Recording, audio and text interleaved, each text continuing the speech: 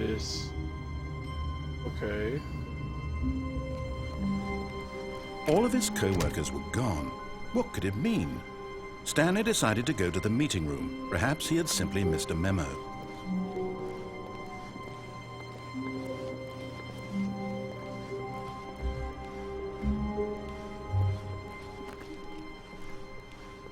When Stanley came to a set of 2 open doors, he entered the door on his left.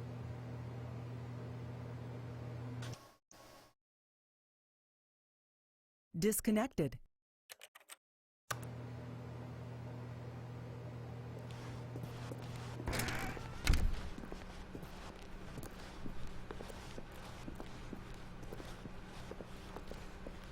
Yet there was not a single person here either.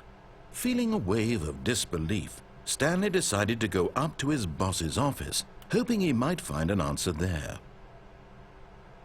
Kind of figured it'd just be easier if I wasn't in any TeamSpeak when playing this, any kind of chat when playing this game, so that there would be no distractions. Coming to a staircase, Stanley walked upstairs to his boss's office.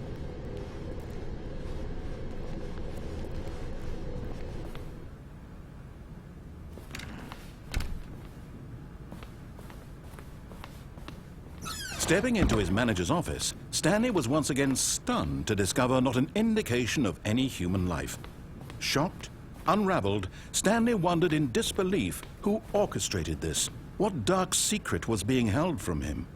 What he could not have known was that the keypad behind the boss's desk guarded the terrible truth that his boss had been keeping from him. And so the boss had assigned it an extra secret PIN number, 2845.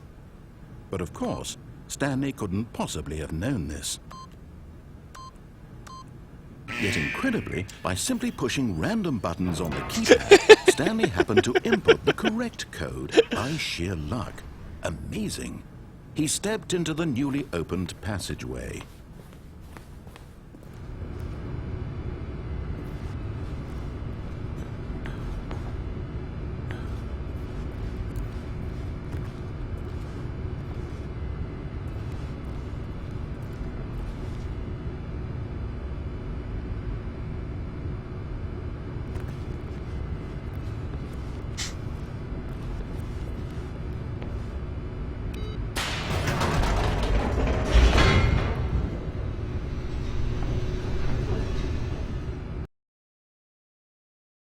What the hell?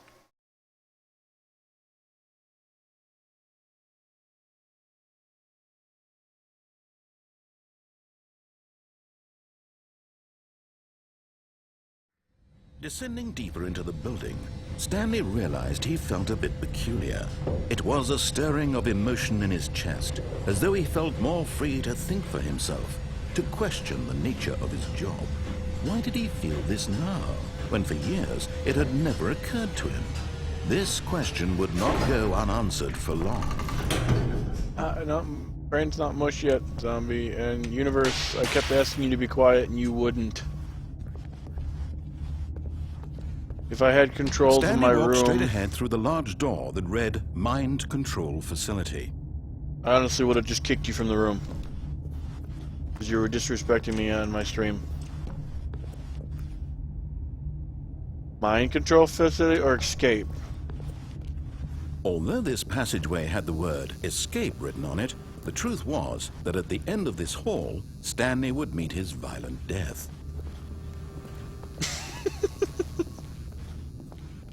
But of course, Stanley thought better of it and realized he simply had too much to live for.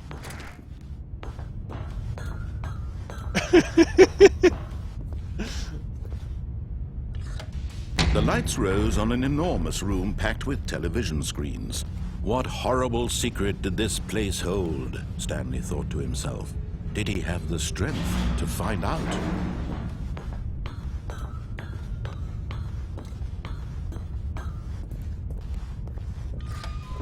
Now the monitors jumped to life, their true nature revealed. Each bore the number of an employee in the building, Stanley's co-workers.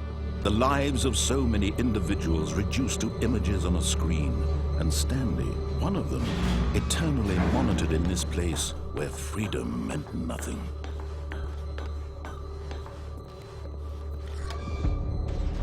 This mind control facility, it was too horrible to believe. It couldn't be true. Had Stanley really been under someone's control all this time? Was this the only reason he was happy with his boring job? That his emotions had been manipulated to accept it blindly? No, he refused to believe it. He couldn't accept it. His own life in someone else's control? Never! It was unthinkable, wasn't it? Was it even possible? Had he truly spent his entire life utterly blind to the world? But here was the proof. The heart of the operation. Controls labeled with emotions.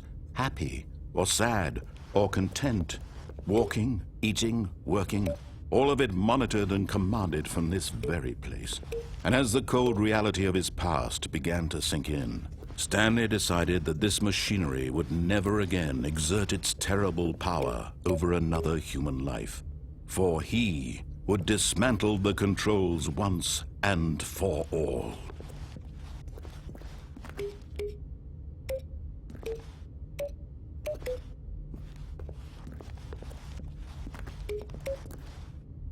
Push every button.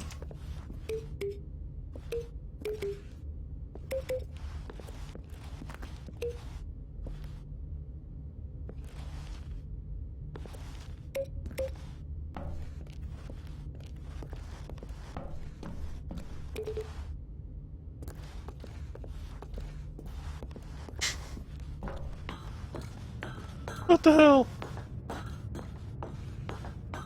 I'm gonna have some really messed up dreams. And when at last he found the source of the room's power, he knew it was his duty, his obligation, to put an end to this horrible place and to Oh, Stanley, you didn't just activate the controls, did you? After they kept you enslaved all these years, you go and you try to take control of the machine for yourself. Is that what you wanted? Control? Oh, Stanley, I applaud your effort, I really do. But you need to understand, there's only so much that machine can do. You were supposed to let it go, turn the controls off, and leave. If you want to throw my story off track, you're going to have to do much better than that. I'm afraid you don't have nearly the power you think you do. For example, and I believe you'll find this pertinent, Stanley suddenly realized he had just initiated the network's emergency detonation system. In the event that this machine is activated without proper DNA identification, nuclear detonators are set to explode, eliminating the entire complex. How long until detonation then? Let's say, 2 minutes. Ah, now this is making things a little more fun, isn't it, Stanley? It's your time to shine. You are the star. It's your story now. Shape it to your heart's desires. Oh, this is much better than what I had in mind. What a shame we have so little time left to enjoy it. Mere moments until the bomb goes off. But what precious moments each one of them is. More time to talk about you, about me, where we're going, what all this means. I barely know where to start. What's that? You'd like to know where your co-workers are? A moment of solace before you're obliterated? All right, I'm in a good mood. You're gonna die anyway. I'll tell you exactly what happened to them. I erased them. I turned off the machine. I set you free. Of course, that was merely in this instance of the story. Sometimes when I tell it, I simply let you sit there in your office forever, pushing buttons endlessly and then dying alone. Other times, I let the office sink into the ground, swallowing everyone inside, or I let it burn to a crisp. I have to say this, though, this version of events has been rather amusing. Watching you try to make sense of everything and take back the control wrested away from you, it's quite rich. I almost hate to see it go. But I'm sure whatever I come up with on the next go-around will be even better. My goodness, only 34 seconds left. But I'm enjoying this so much. You know what? To hell with it. I'm going to put some extra time on the clock. Why not? These are precious additional seconds, Stanley. time doesn't grow on trees. Oh dear me, what's the matter, Stanley? Is it that you have no idea where you're going or what you're supposed to be doing right now? Or did you just assume when you saw that timer that something in this room was capable of turning it off? I mean, look at you. Running from button to button, screen to screen, clicking on every little thing in this room. These numbered buttons, no, these colored ones. Or maybe this big red button, or this door. Everything, anything, something here will save me. Why would you think that, Stanley? That this video game can be beaten? Won? Solved? Do you have any idea what your purpose in this place is? Stanley, you're in for quite a disappointment. But here's a spoiler for you. That timer isn't a catalyst to keep the action moving along. It's just seconds ticking away to your death. You're only still playing instead of watching a cutscene because I want to watch you for every moment that you're powerless, to see you made humble. This is not a challenge, it's a tragedy. You wanted to control this world, that's fine. But I'm going to destroy it first, so you can't. What? Take a look at the clock, Stanley. That's 30 seconds you have left to struggle. 30 seconds until a big boom and then nothing. No ending here, just you being blown to pieces. Will you cling desperately to your frail life, or will you let it go peacefully? Another choice. Make it count, or don't. It's all the same to me, all a part of the joke. And believe me, I will be laughing at every second of your inevitable life from the moment we fade in until the moment I say, happily ever up.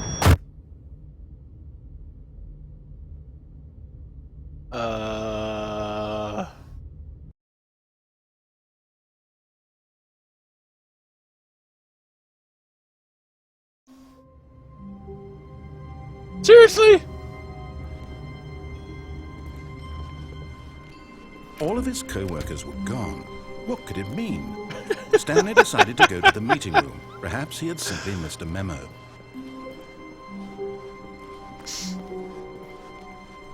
When Stanley came to a set of 2 open doors, this was not the correct way to the meeting room, and Stanley knew it perfectly well. Perhaps he wanted to stop by the employee lounge first, just to admire it. Wow, yes, this room.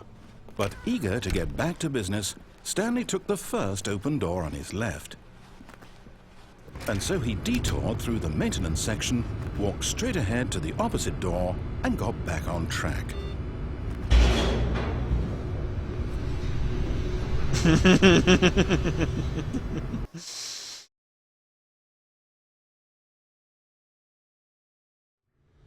But Stanley didn't want to go back to the office. He wanted to wander about and get even further off track. So now in order to get back, he needed to go, from here it's, left. Oh, no, it's to the right, my mistake. No, not the right. Why would I have ever said it was to the right? What was I thinking? It's clearly... Oh dear, would you hold on for a minute, please? Now, let's see. We went down right, left, down, left, right. Yep, okay, yes. I've got it now. This story is absolutely, definitely this way.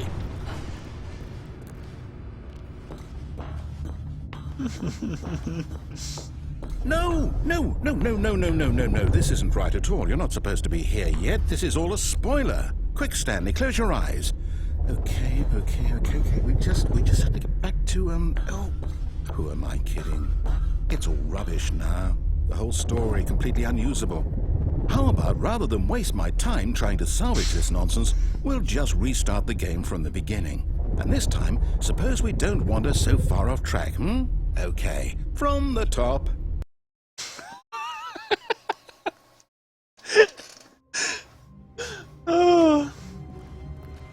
All of his co-workers were gone. What could it mean? Stanley decided to go to the meeting room. Perhaps he had simply missed a memo.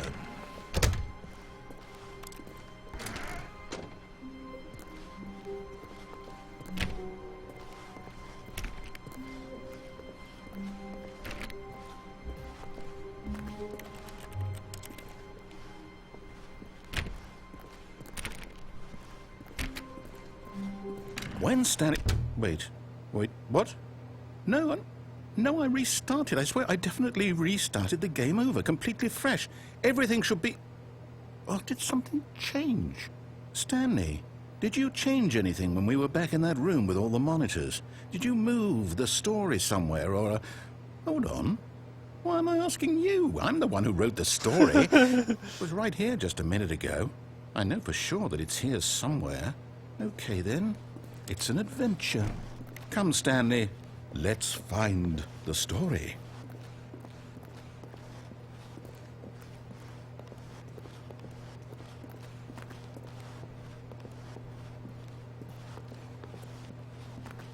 No! Not these places! Endless rooms.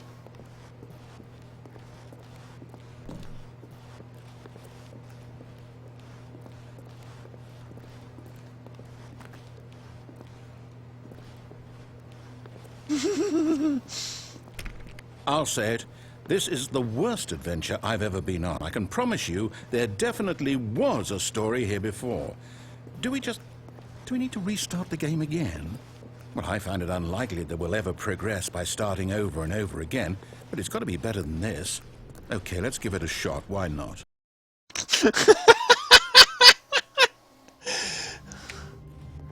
All of his co-workers were gone. What could it mean? Stanley decided to go to the meeting room. Perhaps he had simply missed a memo.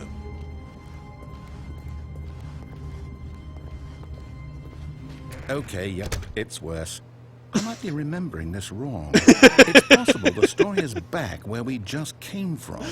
Why don't we go back the other direction and see if we missed anything?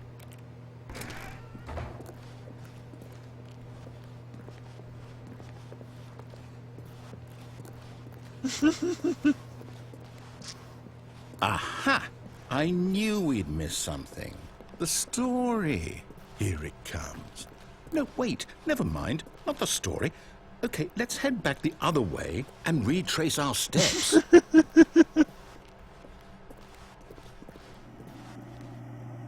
Now this... Well, I'll be honest, I don't recognize this place at all. Is this the story? I don't think so. I can't quite recall, but I believe my story took place in an office building. Is that correct? Do you remember, Stanley? Well, do you know what? Since I've completely forgotten what we were supposed to be doing, how about this? You win!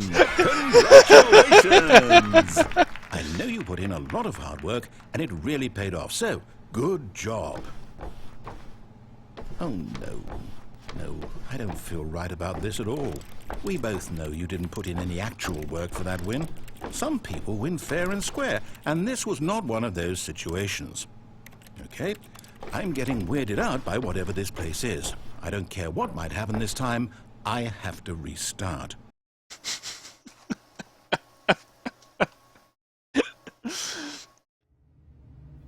All right, I've got a solution. This time, to make sure we don't get lost, I've employed the help of the Stanley Parable Adventure Line.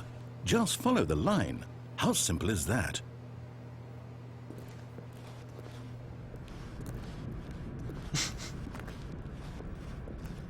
You see? The line knows where the story is. It's over in this direction. Onward, Stanley, to destiny. Though, here's a thought. Wouldn't wherever we end up be our destination, even if there's no story there? Or to put it another way, is the story of no destination still a story? Simply by the act of moving forward, are we implying a journey such that a destination is inevitably conjured into being via the very manifestation of the nature of life itself? Whoa. Hang on. That got a bit weird back there. Well, I'd like to apologize. Not sure where I was going with all that. You know what? I think what we need right now is a bit of music to lighten the mood.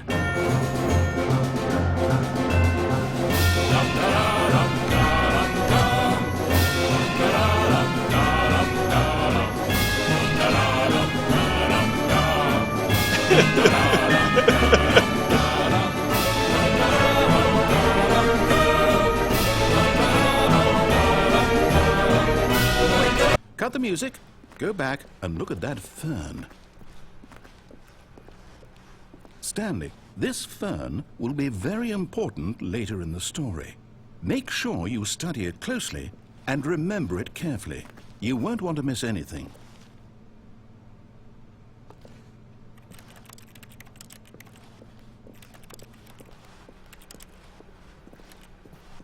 Wait, what? We're back at the office? No.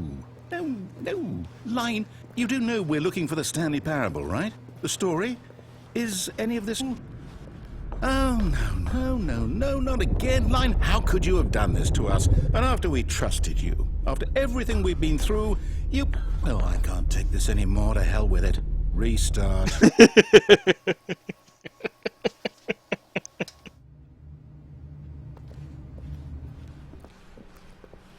You know what, Stanley? I say forget the adventure line. What's it ever done for us? We're intelligent people, right? Why can't we make up our own story? Something exciting, daring, mysterious. Ooh, this all sounds perfectly doable. Why don't we simply start wandering in, well, I don't know. How about this direction? Now, yes, this is exciting. Just me and Stanley forging a new path, a new story. Well, it could be anything. What do you want our story to be? Go wild. Use your imagination. Whatever it might be, Stanley, I'm ready for it. Oh, no, not you again. Stanley, I'd also like to veto the line from having any role in our awesome new story. No lines or monitor rooms. Just don't acknowledge it, and we should be fine.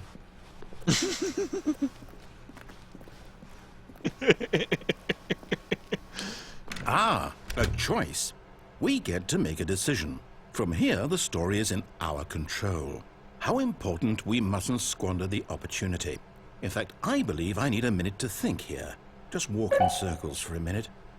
Okay, so I know that each door has to lead somewhere, which means that somewhere, the place where we're trying to go, there must be a reverse door that leads here. And that in turn means that our destination corresponds with the counter-inverted reverse door's origin. So starting from the right, let us ask, Ow! will the right door lead us to where we're going? And since the answer is clearly yes, then by all accounts, the door on the right is the correct one. Another victory for logic. Come, Stanley, our destiny awaits. Oh, hold up, what's this? The confusion ending. You're telling me that's what this is? It's all one giant ending? And we're supposed to restart the game eight times? That's really how all this goes? It's all determined? So now, according to the schedule, I restart again. Then what? Am I just supposed to forget? Well, what if I don't want to forget? My mind goes blank simply because it's written here on this thing, wall. Well, who consulted me? Why don't I get to decide? Why don't I get a say in all of this? Is it really... No, it can't be. I don't want it to be. I don't want the game to keep restarting. I don't want to forget what's going on. I don't want to be trapped like this. I won't restart the game. I won't do it. I won't do it. I won't do it. And the timer stopped? Does that mean, did we do it? Did we break the cycle? The, whatever it is that made this schedule? How would we even know? Will someone come for us? Will something happen? So weird. So, okay. I guess now we just wait, you know. I suppose in some way that this is a kind of story, wouldn't you agree? I'm not quite sure if we're in the destination or the journey, though they're always saying that life is about the journey and not the destination. So I hope that's where we are right now. We'll find out, won't we? Okay. Well, in the meantime...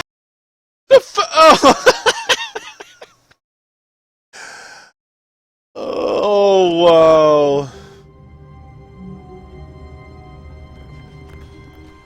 All of his co-workers were gone. What could it mean? Stanley decided to go to the meeting room. Perhaps he had simply missed a memo.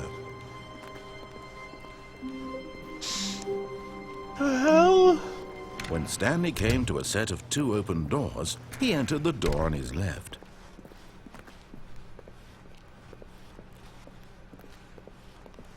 Yet there was not a single person here either. Feeling a wave of disbelief, Stanley decided to go up to his boss's office, hoping he might find an answer there.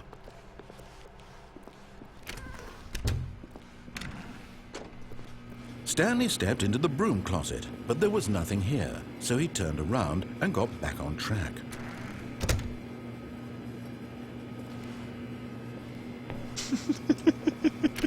There was nothing here. No choice to make, no path to follow, just an empty broom closet. Coming to a staircase, Stanley walked upstairs to his boss's office. But Stanley just couldn't do it. He considered the possibility of facing his boss, admitting he had left his post during work hours. He might be fired for that. And in such a competitive economy, why had he taken that risk? All because he believed everyone had vanished? His boss would think he was crazy. And then something occurred to Stanley. Maybe, he thought to himself, maybe I am crazy. All of my co-workers blinking mysteriously out of existence in a single moment for no reason at all. None of it made any logical sense. And as Stanley pondered this, he began to make other strange observations. For example, why couldn't he see his feet when he looked down? Why did doors close automatically behind him wherever he went? And for that matter, these rooms were starting to look pretty familiar. Were they simply repeating? No, Stanley said to himself, this is all too strange. This can't be real.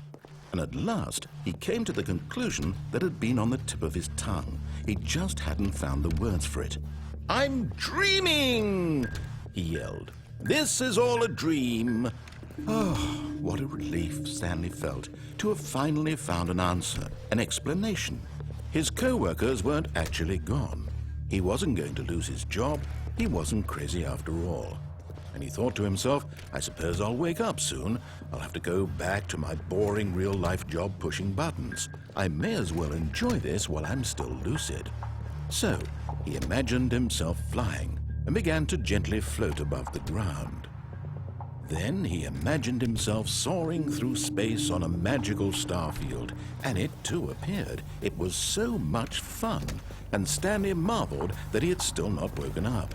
How was he remaining so lucid? And then perhaps the strangest question of them all entered Stanley's head. One he was amazed he hadn't asked himself sooner. Why is there a voice in my head dictating everything that I'm doing and thinking? Now the voice was describing itself being considered by Stanley, who found it particularly strange. I'm dreaming about a voice describing me, thinking about how it's describing my thoughts, he thought. And while he thought it all very odd and wondered if this voice spoke to all people in their dreams, the truth was that, of course, this was not a dream. How could it be? Was Stanley simply deceiving himself, believing that if he's asleep, he doesn't have to take responsibility for himself? Stanley is as awake right now as he's ever been in his life. Holy crap! Now, hearing the voice speak these words was quite a shock to Stanley. After all, he knew for certain, beyond a doubt, that this was in fact a dream. Did the voice not see him float and make the magical stars just a moment ago? How else would the voice explain all that? This voice was a part of himself too. Surely, if he could just... He would prove it. He would prove that he was in control, that this was a dream. So he closed his eyes gently, and he invited himself to wake up. He felt the cool weight of the blanket on his skin, the press of the mattress on his back, the fresh air of a world outside this one. Let me wake up, he thought to himself. I'm through with this dream. I wish it to be over. Let me go back to my job. Let me continue pushing the buttons. Please, it's all I want. I want my apartment and my wife and my job. All I want is my life exactly the way it's always been. My life is normal. I am normal. Everything will be fine. I am okay.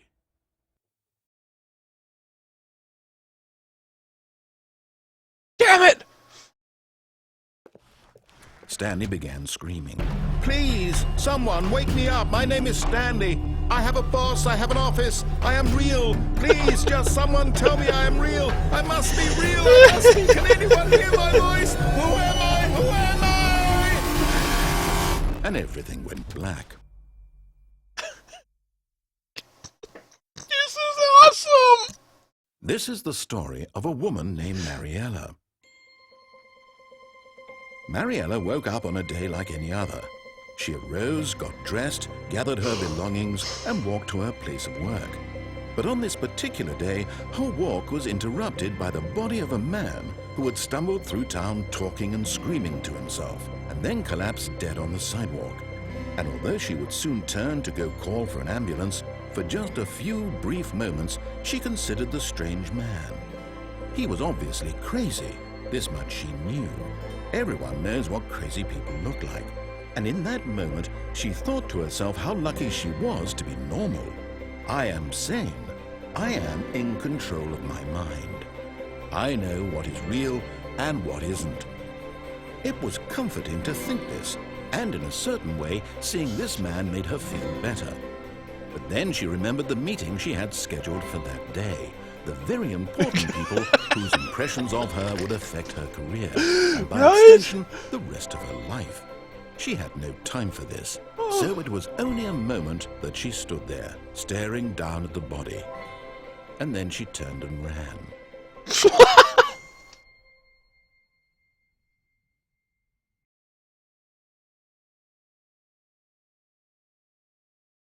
Wow. The meeting room. Yes, that's where everyone would be. Stanley just needed to get to the meeting room, and from then on, he would never be alone ever again. When Stanley came to a set of 2 open doors, he entered the door on his left.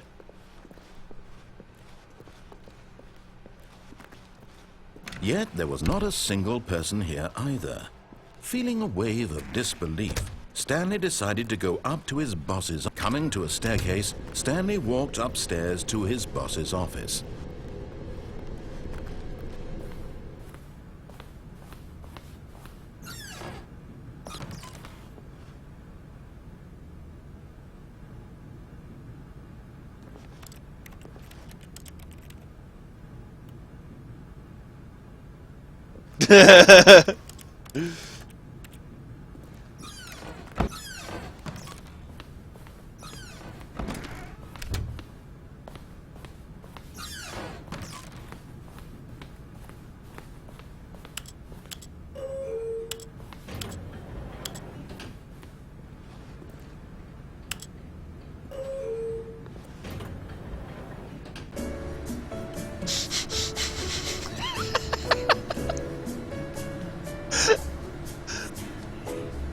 Hey, Monkey Bong, welcome.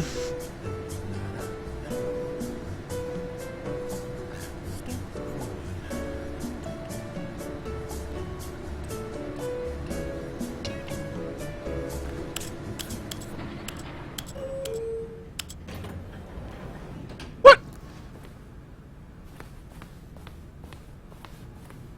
Okay, go anywhere. Stepping into his manager's office, Stanley was once again stunned to discover not an indication of any human life. What could it mean? Stanley wondered aloud to nobody. He began wildly tearing through papers on the boss's desk, pulling books off the shelf, looking behind paintings, desperate for clues to his situation. But his attention was caught by a keypad behind the boss's desk. What could its purpose be? In fact, this keypad guarded the terrible secret that lay buried below his feet. And so the boss had... Stanley was in such a rush to get through the story as quickly as possible, he didn't even have a single minute to just let the narrator talk. That kind of anxiety isn't healthy, so he relaxed for a few moments with some calming New Age music.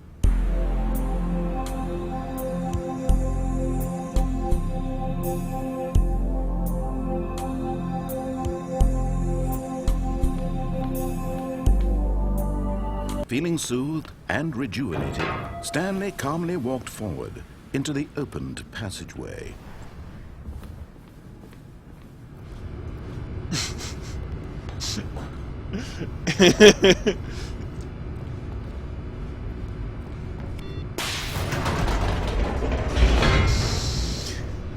I feel relaxed now. Loading. It never is the end now. It's all loading.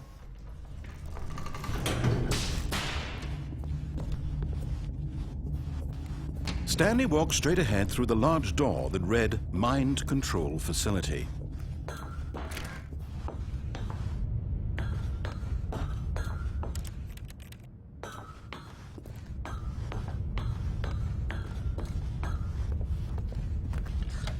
The lights rose on an enormous room packed with television screens. What horrible secret did this place hold? Stanley thought to himself. Did he have the strength to find out?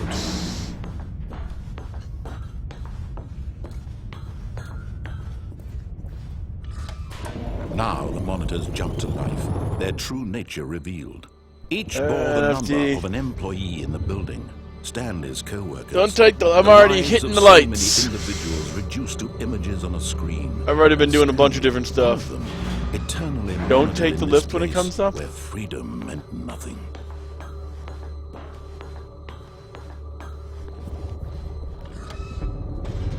This mind control facility, it was too horrible to believe. It couldn't be true. Lights disco? Had Stanley really been under someone's control all this time? Was this the only reason he was happy with his boring job?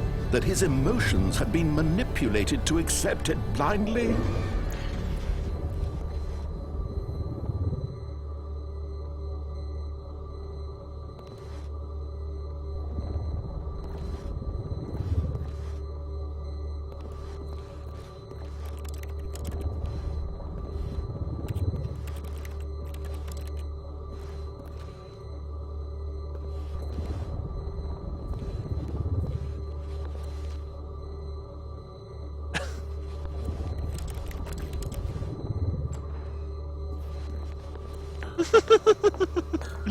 Nice.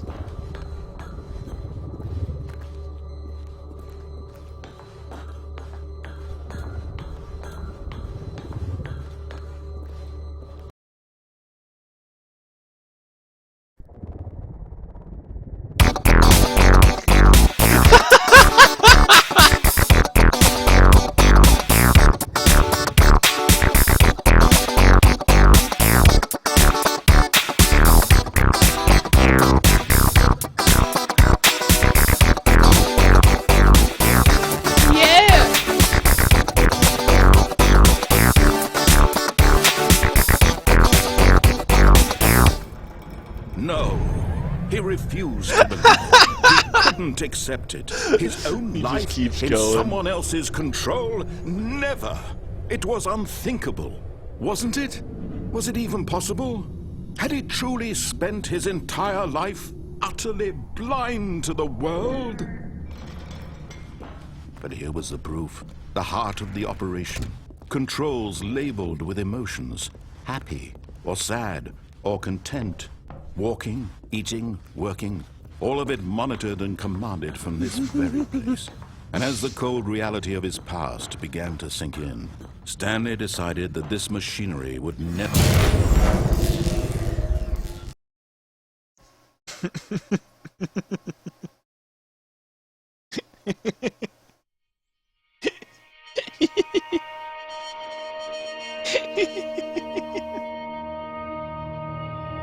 Blackness and a rising chill of uncertainty.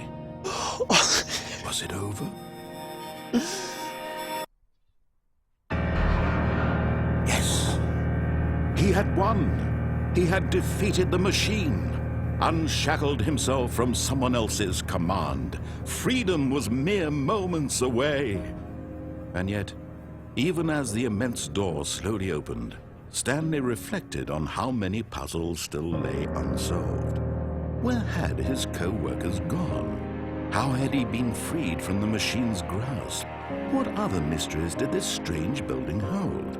But as sunlight streamed into the chamber, he realized none of this mattered to him, for it was not knowledge or even power that he had been seeking, but happiness. Perhaps his goal had not been to understand, but to let go.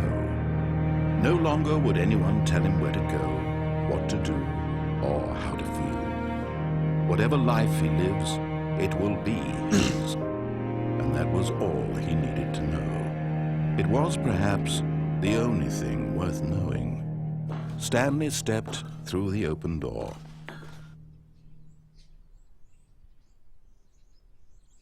Stanley felt the cool breeze upon his skin, the feeling of liberation, the immense possibility of the new path before him. This was exactly the way, right now, that things were meant to happen.